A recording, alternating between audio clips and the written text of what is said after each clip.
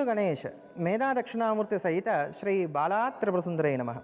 దిగంబర దిగంబర శ్రీపాద వల్లభ దిగంబర. జై గురుదేవ దత్తావధూత అవధూత చింతన. జీ తెలుగు ప్రేక్షకులకు శుభోదయం. శ్రీకరం శుభకరం కార్యక్రమానికి స్వాగతం సుస్వాగతం. మీ అందరికీ గురు పూర్ణిమ పర్వదిన శుభాకాంక్షలు. ప్రతి పర్వదినం నాడు కూడా మీ అందరికీ కూడా ఒక కొత్త దేవాలయాన్ని పరిచయం చేస్తూ వస్తున్నాను. ఎంతో శ్రమ కోర్చి ఒక్కొక్క ఆలయాన్ని కూడా సందర్శిస్తూ అక్కడ ఉండేటువంటి విశేషాలన్నీ కూడా తెలుసుకొని వాటిని మీ అందరికీ కూడా తెలియజేస్తూ వస్తున్నాను. ఆ క్రమంలో ఈ రోజున దిగంబర దిగంబర శ్రీపాద వల్లభ దిగంబర అనేటువంటి మహామంత్రం ఆవిర్భవించిన దత్తాత్రేయ స్వామి వారి యొక్క తొలి అవతారమైనటువంటి శ్రీపాద వల్లభుల యొక్క పాద స్పర్శ చేత పునీతమైన వారి యొక్క లీలల చేత పరమ పవిత్రమైనటువంటి ప్రాంతమైన వల్లభాపుర క్షేత్రాన్ని గురించి మీ అందరికీ కూడా తెలియజేయబోతున్నాను. ఈ క్షేత్రాన్ని సందర్శించడానికి సిద్ధంగా ఉండండి.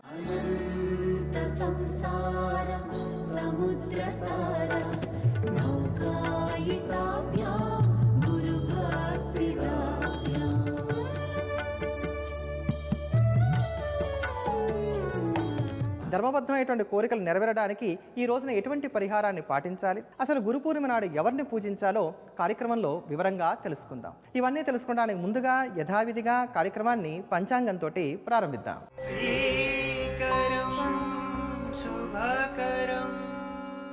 బుధవారం 29వ తేదీ జూలై నెల 2026 శ్రీ పరాభవనామ సంవత్సరం దక్షిణాయనం గ్రీష్మ ఋతువు ఆషాఢమాసం తిథి శుద్ధ పూర్ణిమ రాత్రి 8 గంటల 2 నిమిషాల వరకు, నక్షత్రం ఉత్తరాషాఢ నక్షత్రం మధ్యాహ్నం 3 గంటల 34 నిమిషాల వరకు, వర్జం రాత్రి 7 గంటల 55 నిమిషాల నుండి 9 గంటల 40 నిమిషాల వరకు, దుర్ముహూర్తం ఉదయం 11 గంటల 57 నిమిషాల నుండి 12 గంటల 48 నిమిషాల వరకు, రాహుకాలం మధ్యాహ్నం 12 గంటల నుంచి 1 గంట 30 నిమిషాల వరకు, యమగండం ఉదయం 7 గంటల 30 నిమిషాల నుండి 9 గంటల వరకు, శుభ సమయాలు ఉదయం 9 గంటల 10 నిమిషాల నుండి 9 గంటల 50 నిమిషాల వరకు, తిరిగి సాయంత్రం 4 గంటల నుంచి 4 గంటల 40 నిమిషాల వరకు. ఈ రోజు ఉన్నటువంటి తిథి వార నక్షత్రాలను అనుసరించి రోజువారీ సాధారణ కార్యక్రమాలకు కాలం అనుకూలంగా ఉంది.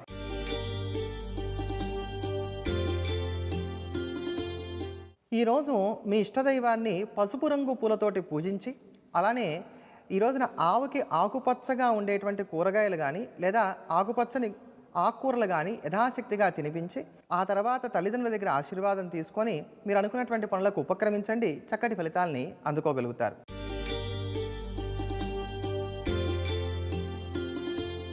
సుప్రసిద్ధమైనటువంటి పర్వదినం ఈరోజు గురు పూర్ణిమ. ఈరోజు మనం అందరము కూడా మనందరికీ కూడా జ్ఞానాన్ని అందించినటువంటి గురువులను పూజించాలి. అలానే షోడశ దత్తావతార స్వరూపాలలో 12వ అవతారమైనటువంటి ఆదిగురు దత్తాత్రేయ స్వరూపంగా స్వామివారు అవతరించినటువంటి సుదినం కూడా ఈరోజే. అలర్కుడైనటువంటి రాజునకు స్వస్వరూప జ్ఞానమును బోధ చేసినటువంటి అవతార విశేషంగా ఈ స్వరూపంలో మనం స్వామివారిని పూజించుకుంటాం.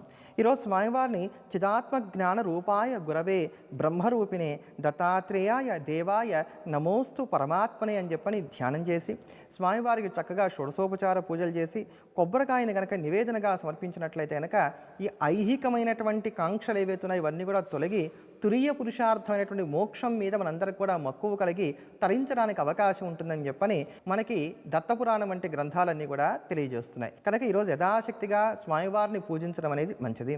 అసలు గురు పూర్ణిమ నాడు ఎవరిని పూజించాలో ఈరోజు మీ అందరికి కూడా తెలియజేస్తాను. గురు పూర్ణిమకు ఉన్నటువంటి మరో పేరు ఏమిటండి? వ్యాస పూర్ణిమ. అంటే మనం ఈ గురు పూర్ణమి నాడు ఖచ్చితంగా పూజించవలసింది వ్యాస భగవానుణ్ణి. మీరు ఏ మఠానికైనా సరే ఈ రోజున వెళ్ళండి, ఎటు అయినప్పటికీ కూడా ఈ రోజున ఖచ్చితంగా వ్యాస పూజను నిర్వహిస్తారు. అంటే మనం అందరము కూడా గురువుగా స్వీకరిస్తున్నటువంటిది వ్యాస భగవానుణ్ణి. అందుకనే ఈ రోజున వ్యాసుల వారినే పూజించాలి.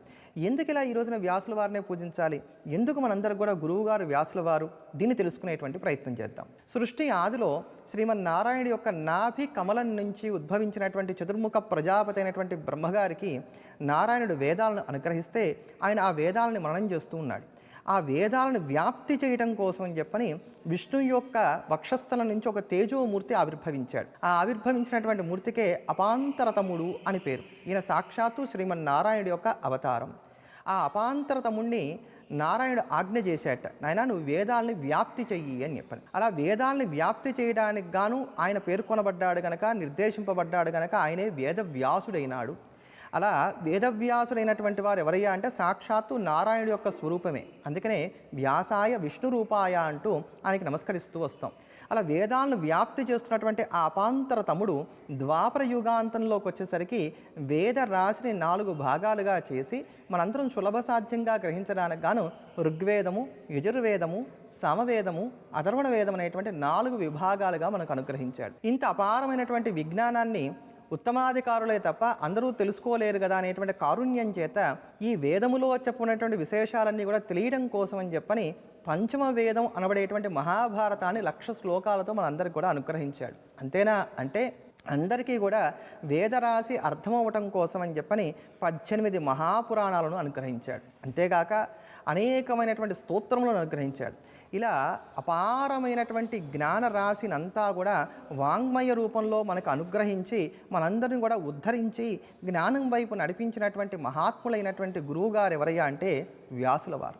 అందుకనే ఈ గురు పూర్ణిమ నాడు మనం అందరం కూడా ఎవరిని పూజించాలి అని అంటే కనుక వ్యాసుల వారిని పూజించాలి. జ్ఞానాన్ని మనకు అనుగ్రహించిన సమస్తమైనటువంటి వాంగ్మయాన్ని కూడా మనకు బోధ చేసినటువంటి వ్యాసుల వారిని ఈ రోజున పూజించడం అనేది మనందరి యొక్క కర్తవ్యం. కనుక ఈరోజు మనందరం కూడా వ్యాసాయ విష్ణు రూపాయ అంటూ ఆ వ్యాస భగవానికి నమస్కరిద్దాం, తరిద్దాం. మన శ్రీకరం శుభకరం ప్రేక్షకులందరికీ కూడా సమస్తమైనటువంటి శుభాలు కూడా కలగాలని, మీ ఇంటిల్లిపాది మీరందరూ కూడా బాగుండాలని ఎంతో శ్రమ కోర్చి నేను రకరకాలైనటువంటి దేవాలయాలన్నీ కూడా ఎక్కడున్నాయో వెతికి వాటన్నిటిని కూడా దర్శనం చేసుకొని మీ అందరికి కూడా పరిచయం చేస్తూ వస్తున్నాను. ఆ క్రమంలో ఈ ఆషాఢ పూర్ణిమ గురు పూర్ణిమ పర్వదినం నాడు దత్తాత్రేయ స్వామి వారి యొక్క తొలి అవతారమైనటువంటి శ్రీపాద శ్రీవల్లభులు నడియాడినటువంటి వల్లభాపుర క్షేత్రాన్ని మీ అందరికీ కూడా దర్శింపజేయబోతున్నాను. ఈ వల్లభాపుర క్షేత్రం ఎంతో సుప్రసిద్ధమైనటువంటిది. శ్రీపాద శ్రీవల్లభుల యొక్క పాద స్పర్శ చేత పునీతమైనటువంటి క్షేత్రం. మరి ఈ క్షేత్రం అసలు ఎక్కడుంది, ఈ క్షేత్రానికి ఎలా వెళ్ళాలి, ఈ క్షేత్రానికి సంబంధించినటువంటి విశేషాలు ఏమిటో తెలుసుకుందాం. తెలంగాణ రాష్ట్రంలో ఉన్నటువంటి నారాయణపేట జిల్లాలో ఉన్న పసుపుల గ్రామంలో ఉన్నటువంటిదే వల్లభాపురం. ఈ క్షేత్రానికి సంబంధించినటువంటి అనేకమైనటువంటి విశేషాలు మన గురు చరిత్రలో కనబడుతున్నాయి. శ్రీ గురు చరిత్రని అనుసరించి ఒకప్పుడు వల్లభుడు అనేటువంటి ఒక బ్రాహ్మడు ఉండేవాడు. ఈయన శ్రీపాద శ్రీవల్లభుల యొక్క పరమ భక్తుడు. కురోపురంలో ఉన్నటువంటి స్వామివారిని దర్శనం చేసుకొని నాకు గనక వ్యాపారంలో లాభం కలిగినట్లయితే సహస్ర బ్రాహ్మణ భోజనం చేయిస్తానని చెప్పని మొక్కుకున్నాడు. 1000 మంది బ్రాహ్మణులకు సంతర్పణ చేస్తానని మొక్కుకున్నాడు. అలా మొక్కుకొని తాను వ్యాపార నిమిత్తంగా ఏ గ్రామాలకి ఏ నగరాలకి వెళ్ళాడో అక్కడల్లా కూడా విశేషమైనటువంటి లాభాలు పొందాడు. అలా లాభాలు పొంది తాను ఆర్జించుకున్నటువంటి సంపాదన అంతా కూడా ఏదైతే ఉందో ఆ సంపదన అంతా కూడా తీసుకొని వస్తూ ఉండగా మార్గ మధ్యలో దొంగలు దీన్ని గమనించాడు. ఎట్లా అయినా సరే ఈ వల్లభుడిని సంహరించి ఆ ధనాన్నంతా కూడా తస్కరించాలి, దొంగిలించాలి అని చెప్పని వీళ్ళు ప్రణాళిక వేసుకున్నారు. ఇప్పుడు మనం చూస్తున్నటువంటి ఈ క్షేత్రం, ఈ వల్లభాపుర ప్రాంతం ఏదైతే ఉందో అది ఆ సమయానికి విపరీతమైనటువంటి దట్టమైనటువంటి అడవిగా ఉండేది. వల్లభుడు ఈ ప్రాంతానికి వచ్చాడు. ఇక్కడికి వచ్చేసరికి ఇతన్ని వెంబడిస్తున్నటువంటి 4 దొంగలు ఎవరైతే ఉన్నారో ఆ 4 దొంగలు కూడా కలిసి అతని కుత్తుకొని కోశారు. అంటే కత్తి పెట్టి అతని యొక్క మెడను నరికి వేశారు. ఆ నరికి వేస్తున్నప్పుడు ఆ చివరి క్షణంలో అతనికి శ్రీపాద శ్రీవల్లభులు స్మరణలోకి వచ్చారు. శ్రీపాద వల్లభ అంటూ ప్రాణాన్ని విడిచాడు. ఒక్కసారి ఎప్పుడైతే తన భక్తుడు ఆర్తితోటి తనని ఎలుగెత్తి పిలిచాడో వెంటనే పులకించి కరుణించి కదిలిపోయాడు శ్రీపాద శ్రీవల్లభుడు. కురోపురంలో ఉన్నటువంటి ఆ మహనీయుడు తన దివ్యమైనటువంటి తేజో రూపమైనటువంటి యతు రూపంలో అక్కడ సాక్షాత్కరించాడు. త్రిశూలంతో ఆ యొక్క వల్లభుడిని సంహరించినటువంటి దొంగలు ఎవరైతే ఉన్నారో వారందరినీ కూడా పొడిచి చంపివేశాడు. ఆ 4 దొంగల్లో 4వ దొంగవాడు మాత్రం శ్రీపాద వల్లభుల్ని శరణువేడారు. స్వామి, నేను సహజంగా దొంగని కాను, వీరితో కలిసి ఇక్కడ దాకా వచ్చాను. ఈ విషయాలని నాకు తెలియవు. సర్వాంతర్యామి అయినటువంటి నీకు మాత్రం ఈ విషయం తెలుస్తుంది కదా, నన్ను అనుగ్రహించు, కరుణించు, సంహరించకు అని చెప్పని వేడుకుంటే శ్రీపాద శ్రీవల్లభులు అనుగ్రహించి అతన్ని మాత్రం విడిచిపెట్టి అతని చేతికి కాస్త చిటికెడు విభూతి ఇచ్చి ఏ వల్లభుడి యొక్క శరీరము ముండెము 2 వేరువేరుగా ఉన్నాయో వాటిని అతికించి దానిపైన ఆ విభూతిని చల్లమని చెప్పి అలా చేసిన తర్వాత తమ అపారమైనటువంటి కారుణ్య దృష్టితోటి ఆ వల్లభుడి యొక్క శిరస్సు వంక ఒక్కమారు పంకించి చూసి అదృశ్యమైపోయారట శ్రీపాద శ్రీవల్లభులు. తెల్లవారేసరికి ఆ చనిపోయినటువంటి వల్లభుడికి ప్రాణం కలిగింది. నిద్రలో నుంచి లేచినటువంటి వాళ్ళలాగా పైకి లేచాడు. చూశాడు, చుట్టూరా 3 శవాలు పడున్నాయి. ఒక మనిషి పక్కన కూర్చొని ఉన్నాడు. ఏం జరిగిందో అర్థం కాలేదు. ఏమిటి అని అడిగాడు. ఆ కూర్చున్నటువంటి ఆ వ్యక్తి జరిగిన వృత్తాంతం అంతా చెప్పాడు. పులకించిపోయాడు వల్లభుడు.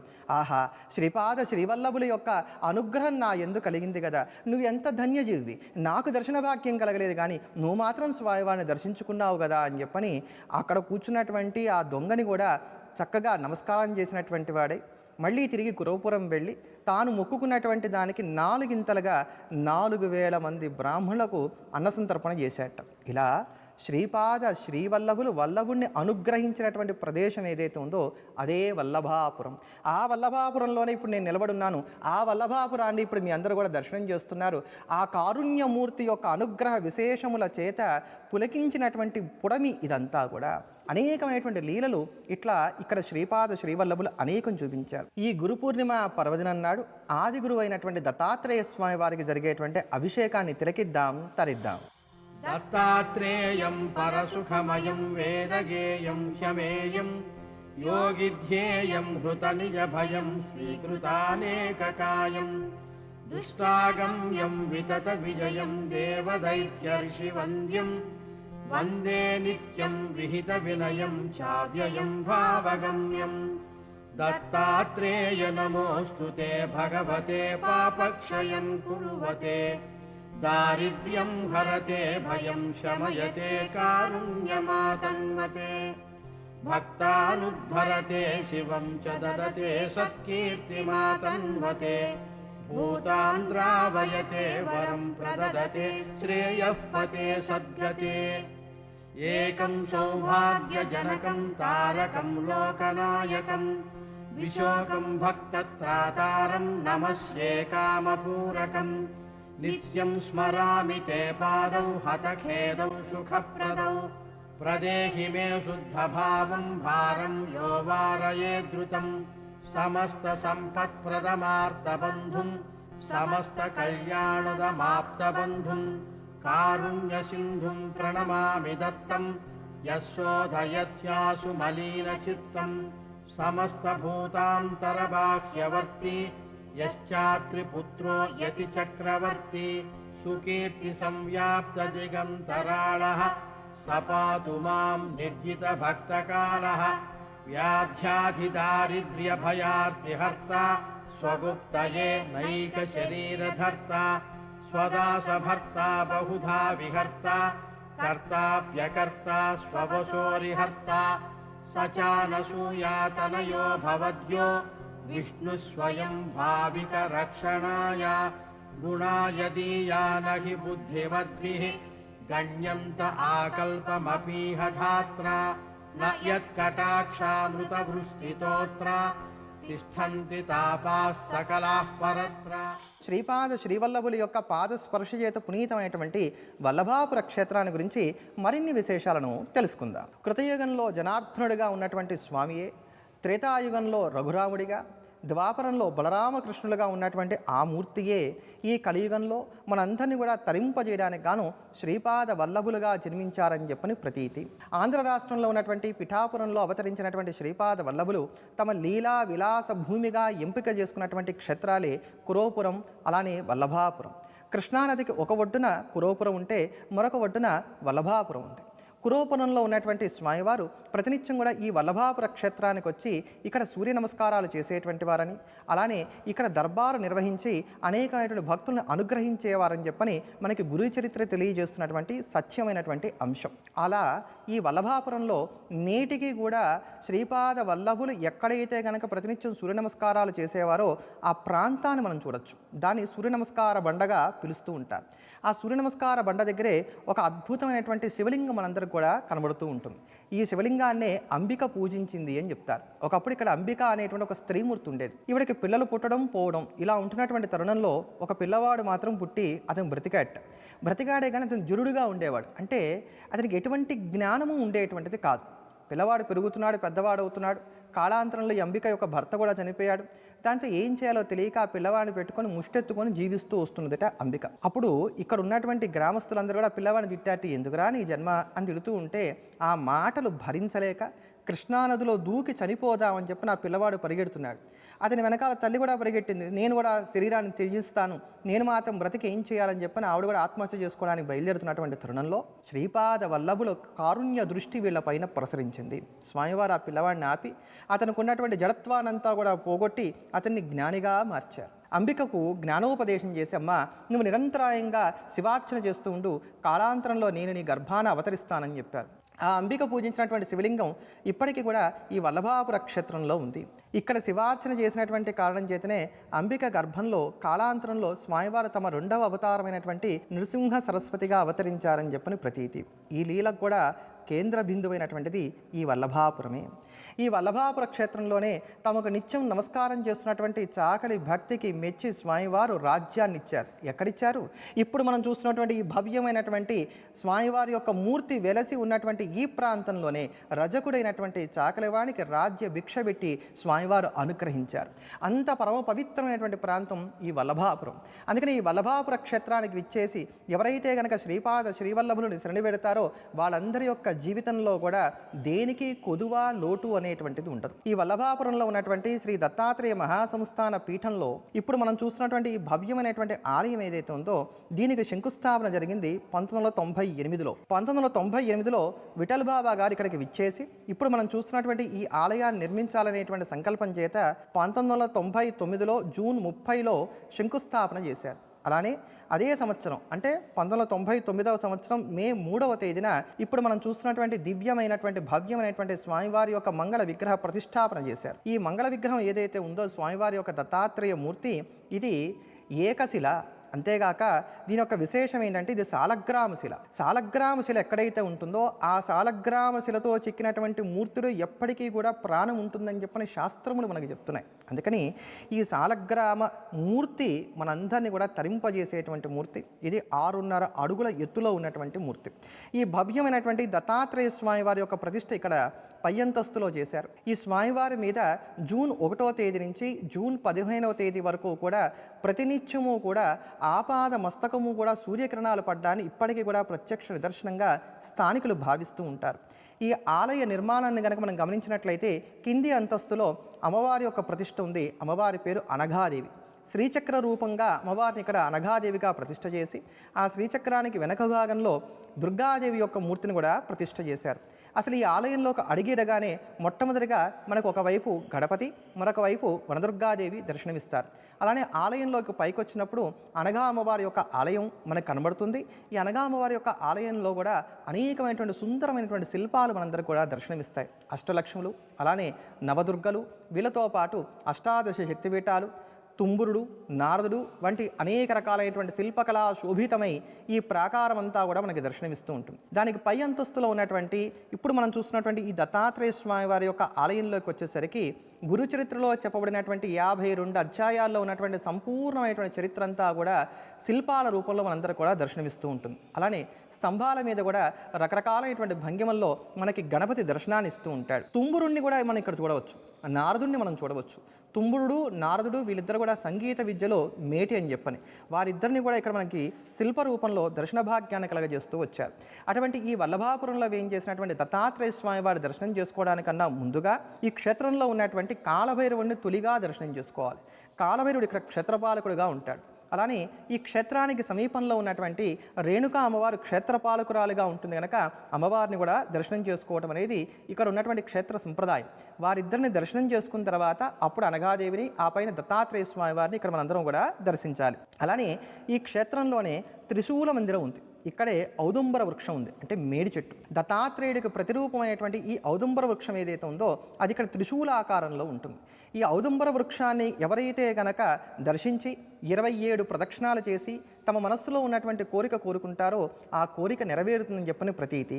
చాకలివాడికి రాజ్యం ఇచ్చినటువంటి చోటు, అంబికకు పుత్రభిక్ష పెట్టినటువంటి చోటు, అంతేగాక అనేకమైనటువంటి మహిమలకు నెలవైనటువంటి చోటైనటువంటి ఈ చోట ఉన్నటువంటి ఔదుంబర వృక్షాన్ని, మేడి చెట్టుని ఎవరైతే గనక దర్శనం చేసుకుని 27 ప్రదక్షిణాలు చేసే కోరిక కోరుకుంటారో ఆ కోరిక తథ్యంగా నెరవేరుతుందని చెప్పని భక్తుల యొక్క విశ్వాసం. అలా కోరిక నెరవేరిన తర్వాత మళ్ళీ తిరిగి ఈ క్షేత్రానికి వచ్చి ఈ ఔదుంబర వృక్షానికి ఈ మేడి చెట్టుకి 108 ప్రదక్షిణాలు చేయాలనేది ఈ క్షేత్ర సంప్రదాయం. అందుకనే మీ అందరికీ కూడా మీ సమస్తమైనటువంటి కోరికలు కూడా నెరవేరాలని చెప్పని మన శ్రీకరం శుభకరం ప్రేక్షకులందరికీ కూడా ఆ మేడి చెట్టును చూపెడుతున్నాం, ఆ ఔదుంబర వృక్షాన్ని చూపిస్తున్నాం. అందరూ కూడా చక్కగా నమస్కారం చేసుకోండి. ఈ గురు పూర్ణిమ శుభవేళ మీ ఇంటికి దత్తాత్రేయుడు విచ్చేశాడనేటువంటి భావనతోటి చక్కగా మనస్ఫూర్తిగా త్రిగుణ శుద్ధిగా నమస్కరించండి. సమస్తమైనటువంటి శుభాలు కూడా పొందండి. అనేకమైనటువంటి ఉపాలయాలతో ప్రాకారాలతో ప్రకాశిస్తున్నటువంటి వల్లభాపుర క్షేత్రంలో ఉన్నటువంటి ఈ దత్తాత్రేయ స్వామి వారి యొక్క క్షేత్రానికి కొద్ది దూరంలోనే ఈ క్షేత్ర నిర్మాత అయినటువంటి విఠల్ బాబా వారి యొక్క సమాధి మందిరం ఉంది. ఈ సమాధి మందిరంలోనే సహజమైనటువంటి గణపతిని మనమందరం కూడా దర్శనం చేసుకోవచ్చు. అంటే సహజ సిద్ధంగా ఇక్కడ కృష్ణానదిలో లభించినటువంటి మూర్తి, ఆ మూర్తిని మనం అక్కడ దర్శనం చేసుకోవచ్చు. అలానే పాండురంగ స్వామి వారిని కూడా మనం అందరం కూడా చక్కగా అక్కడ దర్శనం చేసుకోవచ్చు. ఇలా అనేకమైనటువంటి ఉపాలయాలతో ప్రాకారాలతో ప్రకాశిస్తున్నటువంటి భవ్యమైనటువంటి క్షేత్రం శ్రీ వల్లభాపుర దివ్య క్షేత్రం. దర్శించుకుందాం, తరిద్దాం. పరమ పవిత్రమైన శక్తివంతమైన ఈ గురు పూర్ణిమ నాడు మీ ధర్మబద్ధమైనటువంటి కోరికలు నెరవేరడానికి గాను ఒక చక్కని పరిహారాన్ని తెలియజేస్తున్నాను. ఈ రోజు మొత్తంలో ఈ పరిహారాన్ని మీ ఇష్టం, మీరు ఎప్పుడైనప్పటికి కూడా చేసుకోవచ్చు. మనందరికీ కూడా గురువు ఎవరంటే గురవే సర్వలోకానాం భిషజే భవరోగినాం నిదయే సర్వ విద్యానాం దక్షిణామూర్తయే నమః అంటూ సమస్తమైనటువంటి లోకాలకు కూడా గురువుగా చెప్పబడినటువంటి వాడు సాక్షాత్తు పరమేశ్వరుడు. అందుకని చక్కగా ఈరోజు శివాలయానికి వెళ్ళండి. శివాలయానికి వెళ్ళి ముందుగా శివలింగానికి అభిషేకం చేసుకుని, అంటే మామూలు నీళ్ళతో చక్కగా అభిషేకం చేయండి. తర్వాత ఆవు పాలతో అభిషేకం చేయండి. అలా అభిషేకం చేసిన తర్వాత ఆ శివలింగం ముందు నిలబడి నమశివాయ నమశివాయ నమశివాయ అంటూ 27 సార్లు జపం చేయండి. ఇప్పుడు తెల్ల కాగితం తీసుకొని పసుపుని నీళ్ళతో రంగరించి కొంచెం పేస్ట్ లాగా తయారు చేసుకొని దాని మీద 5 చుక్కలు పెట్టండి. ఆ యొక్క పేపర్ ఏదైతే ఉంటుందో దాన్ని పట్టుకొని ఆ శివుడు ఎదురుకుండా నిలబడి మీ మనసులో ఉన్నటువంటి ధర్మబద్ధమైనటువంటి కోరిక ఏదైతే ఉందో అది చెప్పుకొని దాన్ని చక్కగా మడత పెట్టేసి దాని తర్వాత ఇంట్లోనే, ఇదంతా ఇంట్లో కూడా చేసుకోవచ్చు, ఇబ్బంది ఏమి లేదు.